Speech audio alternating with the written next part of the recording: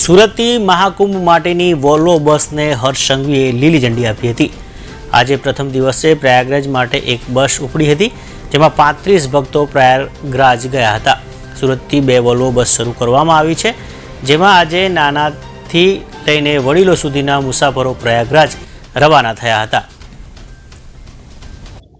ગુજરાતના લોકપ્રિય મુખ્યમંત્રી આદરણીય શ્રી ભૂપેન્દ્રભાઈ પટેલના માર્ગદર્શનમાં ટુરિઝમ વિભાગ અને જીએસઆરટીસી દ્વારા ગુજરાતના સૌ ભાવિ ભક્તો માટે ગુજરાતના વિવિધ શહેરોમાંથી પ્રયાગરાજ મહાકુંભની આસ્થામાં ડૂબકી મારી શકે તે માટે અત્યાધુનિક વોલ્વો બસની શરૂઆત કરવામાં આવી છે।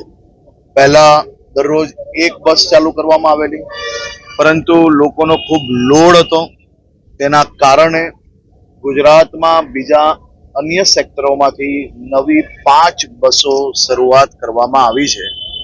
આ બુકિંગ મહત્તમ કાલ અને પરમ દિવસથી મોટાભાગની બસો બુક થઈ ગઈ છે અને બાકી બી વ્યવસ્થાઓ લોકોને મળી શકે તે માટે રાજ્ય સરકાર દ્વારા વિવિધ પ્રયાસો થકી વધુમાં વધુ સુવિધાઓ લોકોને આપી શકે। આજે આપણે જોયું હશે કે અનેક વડીલો એમની જે ખાસ કરીને જે મનોકામનાઓ છે એ મનોકામનાઓ પૂર્ણ કરી શકે તે માટે રાજ્ય સરકારે, દાદાની આ સરકારે આ બધા જ વડીલોની આસ્થા, મનોકામનાઓ પૂરી થઈ શકે તે માટે આ અત્યાધુનિક અને બધી જ વ્યવસ્થાઓ નાગરિકો માટે કરતી આવી છે અને હજી બી જરૂર પડશે તો જરૂરથી વધુ વ્યવસ્થાઓ કરવામાં આવશે। સુરતથી કેટલી બસ રોજ થશે?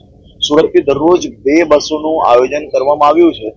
આજે જે પહેલો દિવસ હતો તેમાં જેટલી સંખ્યા હતી એના કારણે બીજી બસ ચાલુ નથી કરી, પરંતુ બુકિંગ આવશે અને લોકોને જરૂરિયાત હશે એટલી બસો જરૂરથી ચાલુ કરવામાં આવશે। મુખ્યમંત્રી શ્રીનો નિર્દેશ કે રાજ્યના સૌ નાગરિકોની મનોકામનાઓ પૂરી થાય, સૌ વડીલો પોતપોતાના પરિવારજનો જોડે આ મહાકુંભની આસ્થામાં ડૂબકી મારી શકે તેવી વ્યવસ્થાઓ જીએસઆરટીસી વિભાગ દ્વારા નિરંતર રૂપે કરવામાં આવે। Thank you.